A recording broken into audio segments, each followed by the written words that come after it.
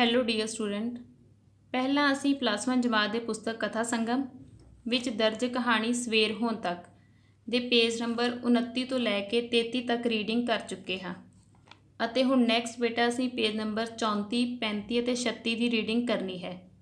ਪਰ ਸਭ ਤੋਂ ਪਹਿਲਾਂ ਮੈਂ ਤੁਹਾਨੂੰ ਪੇਜ ਨੰਬਰ 29 ਤੋਂ ਲੈ ਕੇ 33 ਤੇ ਸਾਰ ਸੰਬੰਧੀ ਸੰਖੇਪ ਵਿੱਚ ਜਾਣਕਾਰੀ ਦੇਵਾਂਗੀ। ਓਕੇ ਬੇਟਾ, ਸਵੇਰ ਹੋਣ ਤੱਕ ਕਹਾਣੀ ਸੰਤੋਖ ਸਿੰਘ ਧੀਰ ਜੀ ਦੀ ਸ਼ਾਹਕਾਰ ਰਚਨਾ ਹੈ। ਇਸ ਕਹਾਣੀ ਰਾਹੀਂ ਲੇਖਕ ਨੇ ਇੱਕ ਪਾਸੇ ਇੱਕ ਗਰੀਬ, ਪੇਂਡੂ ਅਤੇ ਮਿਹਨਤੀ ਕਿਸਾਨ ਦੀ ਬੇਆਰਾਮ ਜ਼ਿੰਦਗੀ ਨੂੰ ਬਾਖੂਬੀ ਪੇਸ਼ ਕੀਤਾ ਹੈ ਅਤੇ ਦਰਮਿਆਨੇ ਦਰਜੇ ਦੇ ਕਿਸਾਨਾਂ ਦੇ ਆਰਥਿਕ ਸੰਕਟ ਨੂੰ ਵੀ ਰੂਪਮਾਨ ਕੀਤਾ ਹੈ। ਨਾਲ ਹੀ ਲੇਖਕ ਨੇ ਇਹ ਵੀ ਸਪਸ਼ਟ ਕੀਤਾ ਹੈ ਕਿ ਕਿਸ ਤਰ੍ਹਾਂ ਇੱਕ ਮੱਧ ਵਰਗੀ ਕਿਸਾਨ ਦੇ ਸਾਰੇ ਪਰਿਵਾਰ ਨੂੰ ਦੁੱਖਾਂ, ਤਕਲੀਫਾਂ ਅਤੇ ਕਸ਼ਟਾਂ ਦਾ ਸਾਹਮਣਾ ਕਰਨਾ ਪੈਂਦਾ ਹੈ। ਲੇਖਕ ਨੇ ਕਹਾਣੀ ਦੇ ਮੁੱਖ ਪਾਤਰ ਚੰਨਣ ਜੱਟ ਨੂੰ ਇੱਕ ਮੱਧ ਵਰਗੀ ਕਿਸਾਨ ਦੇ ਦੁਖਾਂਤ ਦਾ ਪ੍ਰਤੀਨਿਧ ਬਣਾਇਆ ਹੈ ਅਤੇ ਸਪਸ਼ਟ ਕੀਤਾ ਹੈ ਕਿ ਕਿਸ ਤਰ੍ਹਾਂ ਹਾੜ ਦੇ ਮਹੀਨੇ ਵਿੱਚ ਸਾਰਾ ਦਿਨ ਪੱਕੇ ਖੂਹ ਦੀ ਪੈਲੀ ਵਾਹ ਕੇ ਥਕੇਵੇਂ ਦਾ ਝੰਬਿਆ ਚੰਨਣ ਜੱਟ ਜਦ ਕੋਠੇ 'ਤੇ ਡੱਠੇ ਮੰਜੇ ਉੱਤੇ ਸੌਣ ਲੱਗਦਾ ਹੈ ਤਾਂ ਲੋਹੜੇ ਦਾ ਵੱਟ ਉਸ ਲਈ ਬੇਆਰਾਮੀ ਪੈਦਾ ਕਰਦਾ ਹੈ ਅਤੇ ਜਦ ਉਹ ਨੀਂਦ ਵਿੱਚ ਊਂਘ ਰਿਹਾ ਹੁੰਦਾ ਹੈ ਤਾਂ ਵੀ ਉਸ ਦੇ ਸੁਪਨਿਆਂ ਵਿੱਚ ਖੇਤਾਂ ਦੇ ਸਿਆੜ ਹੀ ਫੈਲੇ ਹੁੰਦੇ ਹਨ। ਇੱਥੋਂ ਤੱਕ ਕਿ ਉਹ ਆਪਣੀ ਪਤਨੀ ਬਚਨੋਂ ਦੁਆਰਾ ਲਿਆਂਦਾ ਦੁੱਧ ਵੀ ਊਂਘਦਾ ਹੀ ਪੀਂਦਾ ਹੈ ਤੇ ਜਦ ਅਜੇ ਉਸ ਦਾ ਠੌਂਕਾ ਲੱਗਾ ਹੀ ਹੁੰਦਾ ਹੈ ਕਿ ਅਸਮਾਨ 'ਤੇ ਕਾਲੇ ਬੱਦਲ ਘਿਰ ਜਾਂਦੇ ਹਨ ਤੇ ਨਿੱਕੀ ਨਿੱਕੀ ਕਣੀ ਪੈਣ ਕਾਰਨ ਉਸ ਦੀ ਨੀਂਦ ਭੰਗ ਹੋ ਜਾਂਦੀ ਹੈ। ਚੰਨਣ ਦੀ ਪਤਨੀ ਬਚਨੋਂ ਵੀ ਮੰਜੇ ਥੱਲੇ ਲਾਹੁਣ ਦੀ ਫਿਕਰ ਵਿੱਚ ਡੁੱਬੀ ਹੁੰਦੀ ਹੈ। ਵੱਟ ਕਾਰਨ ਉਹਨਾਂ ਦੀ ਨਿੱਕੀ ਕੁੜੀ ਕੈਲੋ ਵੀ ਵਿਲਕ ਉੱਠਦੀ ਹੈ ਤੇ ਅਚਾਨਕ ਜਦ ਮੋਟੇ ਕਣੇ ਹੱਲਾ ਬੋਲ ਦਿੰਦੇ ਹਨ ਤੇ ਸਾਰੇ ਟੱਬਰ ਨੂੰ ਹਫੜਾ ਦਫੜੀ ਪੈ ਜਾਂਦੀ ਹੈ। ਸਾਰੇ ਮੰਜੀਆਂ ਬਿਸਤਰੇ ਚੁੱਕ ਕੇ ਦਲਾਨ ਵਿੱਚ ਆ ਜਾਂਦੇ ਹਨ, ਪਰ ਅੰਦਰ ਵੀ ਉਹ ਬੇਆਰਾਮ ਹੀ ਰਹਿੰਦੇ ਹਨ ਕਿਉਂਕਿ ਛੜਾਕੇ ਦਾ ਮੀਂਹ ਹਟਦਿਆਂ ਹੀ ਹਵਾ ਬੰਦ ਹੋ ਜਾਂਦੀ ਹੈ ਤੇ ਅੰਦਰ ਹੁਮਸ ਹੋ ਜਾਂਦਾ ਹੈ। ਸਾਰੇ ਪਰਿਵਾਰ ਨੂੰ ਮੱਛਰ ਤੋੜ ਖਾਣਾ ਸ਼ੁਰੂ ਕਰ ਦਿੰਦਾ ਹੈ। ਫਿਰ ਉਹ ਹਾਰ ਹੰਬ ਕੇ ਗਲੀ ਵਿੱਚ ਮੰਜੇ ਕੱਢਣ ਬਾਰੇ ਸੋਚਦੇ ਹਨ, ਪਰ ਪਸ਼ੂਆਂ ਡੰਗਰਾਂ ਦੇ ਕਾਰਨ ਮੁੜ ਮੰਜੇ ਕੋਠੇ 'ਤੇ ਡਾਹੁੰਦੇ ਹਨ ਤੇ ਚੰਨਣ ਸਾਰੇ ਨਿਆਣਿਆਂ ਨੂੰ ਥਾਂ ਥਾਈਂ ਲੰਮੇ ਪਾ ਦਿੰਦਾ ਹੈ।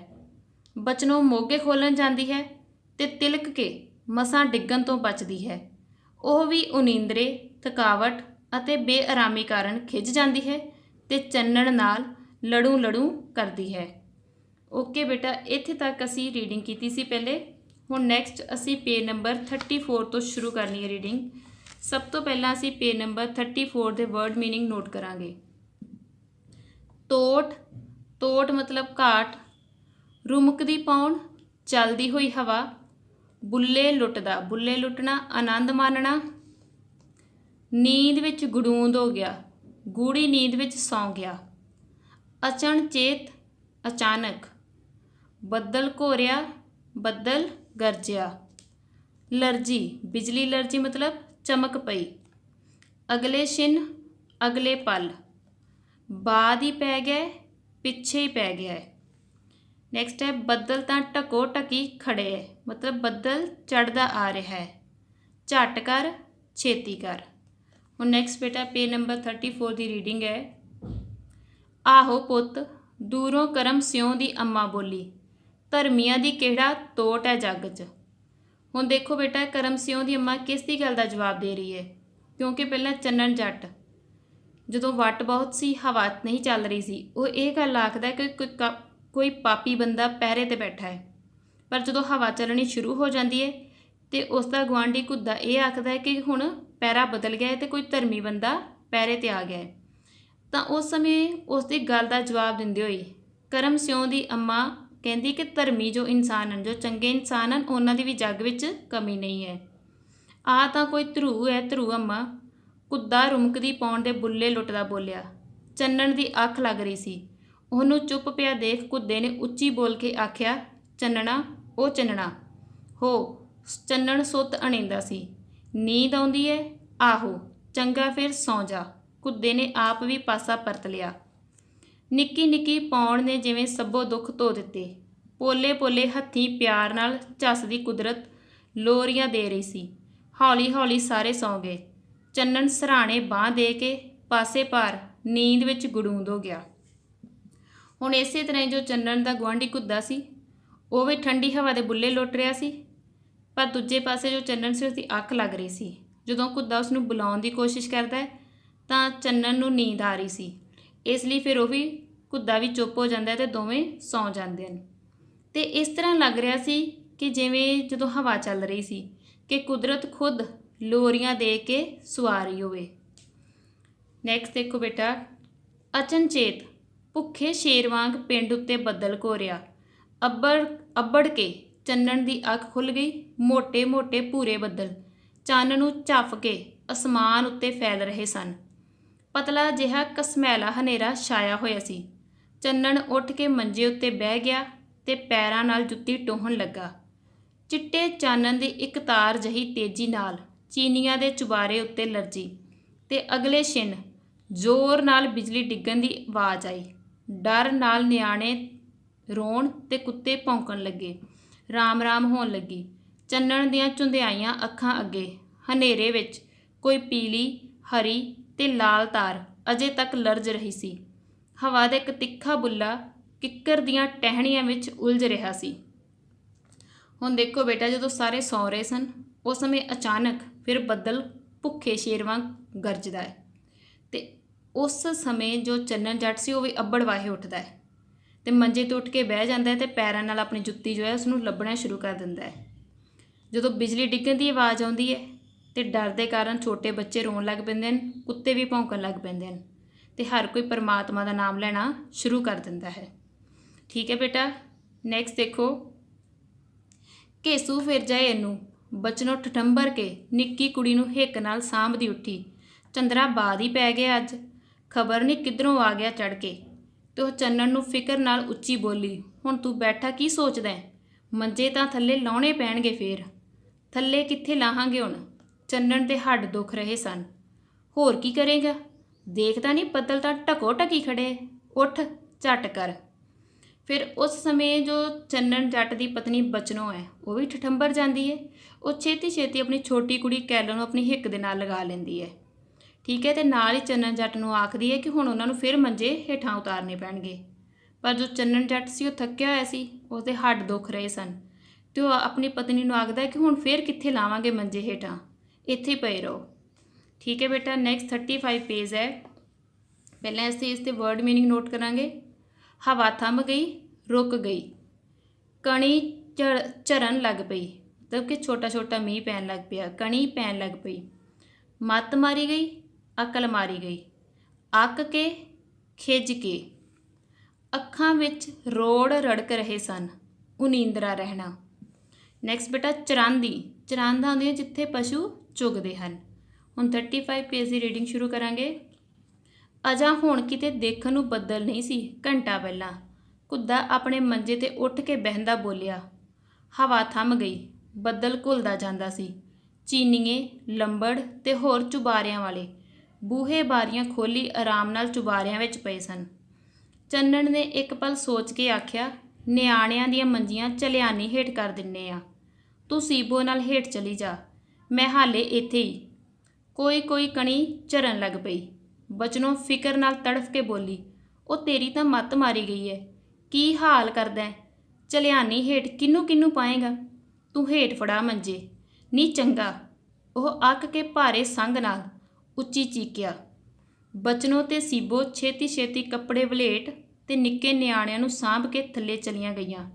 ਕੈਲੋ ਤੇ ਭਿੰਦੀ ਜਾਗੋ ਮੀਟੇ ਵਿੱਚ ਪੌੜੀ ਦੇ ਡੰਡੇ ਟੋ ਉਤਰਨ ਲੱਗੇ।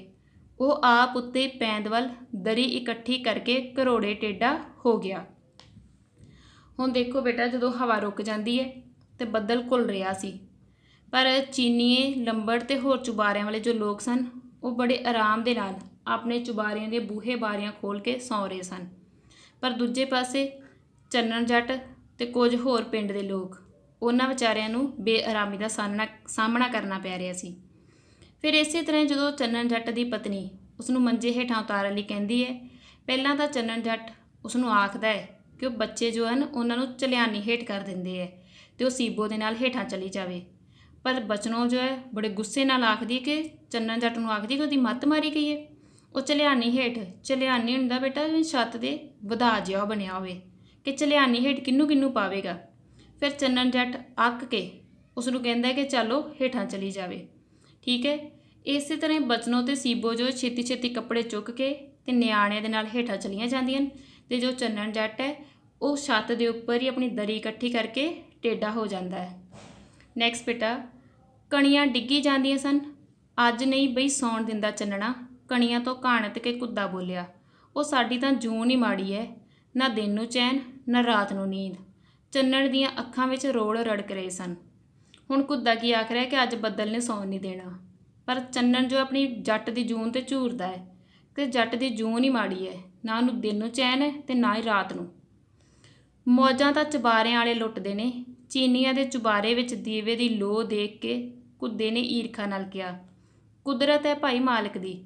ਚੰਨਣ ਨੇ ਹੌਂਕਾ ਲਿਆ, ਘਰ ਦੀ ਆਰਤੀ ਤੰਗੀ ਬੁਰੀ, ਰਾਤ ਕਿੰਨੀ ਕੁ ਰਹਿੰਦੀ ਹੋਣੀ ਹੈ ਕੁੱਦਿਆ, ਅਜੇ ਬਥੇਰੀ ਪਈ ਹੈ ਹਾਲੇ, ਕਿਤੇ ਬੱਦਲਾਂ ਕਰਕੇ ਹਨੇਰਾ ਤਾਂ ਨਹੀਂ, ਕਾਹਨੂੰ ਅੱਧੀ ਰਾਤ ਲੰਘੀ ਹੈ ਮਸੀਂ, ਹਾਲੇ ਤਾਰਾ ਵੀ ਨਹੀਂ ਚੜਿਆ ਹੋਣਾ, ਬੱਦਲਾਂ ਕਰਕੇ ਦਿਖਦਾ ਨਹੀਂ ਇੱਕ ਤਾਂ ਅੱਜ, ਤੈਂ ਚਰਾਂਦੀ ਜਾਣਾ ਹੋਣਾ ਹੈ। ਆਹੋ ਫਿਰ ਪਿਆ ਰਹੋ, ਹਾਲੇ ਬਥੇਰੀ ਢੇਰ ਹੈ, ਘੜੀ ਆਰਾਮ ਵੀ ਚਾਹੀਦਾ ਬੰਦੇ ਨੂੰ।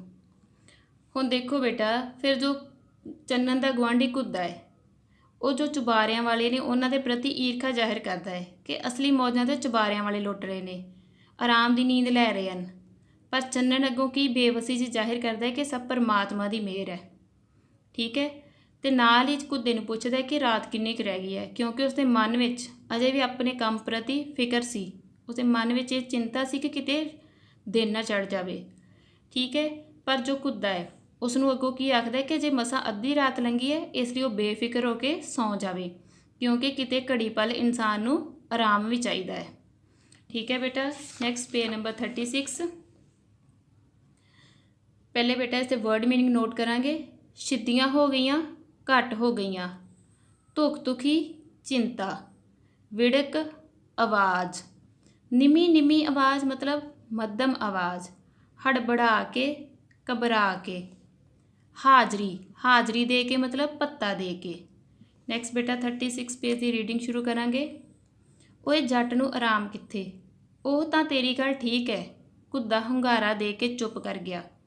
ਨਿੱਕਾ ਨਿੱਕਾ ਝਰਦੀਆਂ ਕਣੀਆਂ ਹੌਲੀ ਹੌਲੀ ਹੋਰ ਸਿੱਧੀਆਂ ਹੋ ਗਈਆਂ, ਘੁਲੇ ਹੋਏ ਬੱਦਲਾਂ ਥੱਲੇ ਅੜ ਖਲੋਏ ਹੁਮਸ ਨੂੰ ਹਵਾ ਦੇ ਆਪ ਹੁਦਰੇ ਬੁੱਲਿਆਂ ਨੇ ਲੀਰ ਲੀਰ ਕਰ ਦਿੱਤਾ ਤੇ ਕੁੱਦੇ ਅਤੇ ਚੰਨਣ ਦੀਆਂ ਆਪੋ ਵਿਚੀ ਦੀਆਂ ਗੱਲਾਂ ਮਿੱਠੇ ਮਿੱਠੇ ਲੋਰ ਵਿੱਚ ਮੁੱਕ ਗਈਆਂ। ਹੁਣ ਦੇਖੋ ਬੇਟਾ, ਜਦੋਂ ਛੋਟੀਆਂ ਛੋਟੀਆਂ ਕਣੀਆਂ ਜੋ ਪੈ ਰਹੀਆਂ ਸਨ ਹੋਰ ਘੱਟ ਹੋ ਜਾਂਦੀਆਂ ਹਨ।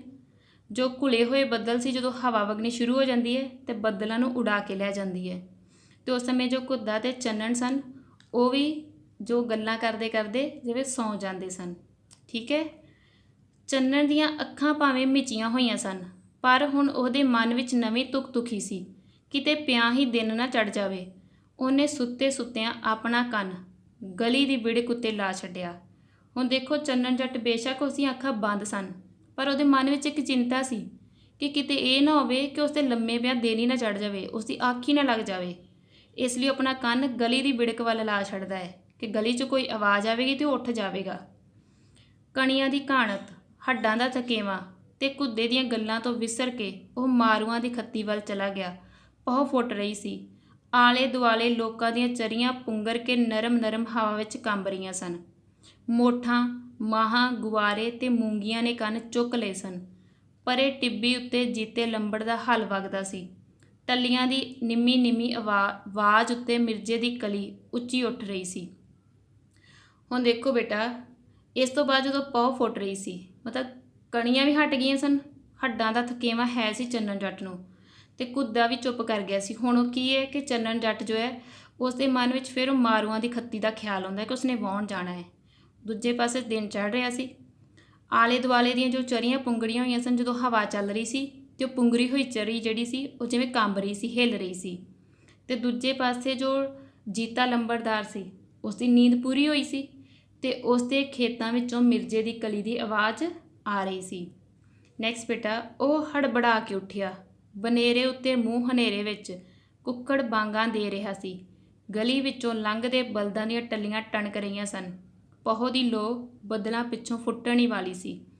ਵਿਹੜੇ 'ਚੋਂ ਬਲਦਾਂ ਨੂੰ ਖੋਲ੍ਹ ਕੇ ਟਿੱਬੀ ਵੱਲ ਤੁਰਦਾ ਚੰਨਣ ਬੋਲਿਆ, ਹਾਜ਼ਰੀ ਦੇ ਕੇ ਸੀਬੋ ਨੂੰ ਛੇਤੀ ਘੱਲ ਦੇਈਂ ਬਚਨਖੁਰੇ, ਚਾਹ ਰਤੀ ਕੈੜੀ ਰੱਖੀਂ। ਉਹਦਾ ਬੋਲ ਪਾਟੇ ਹੋਏ ਬਾਂਸ ਵਰਗਾ ਸੀ।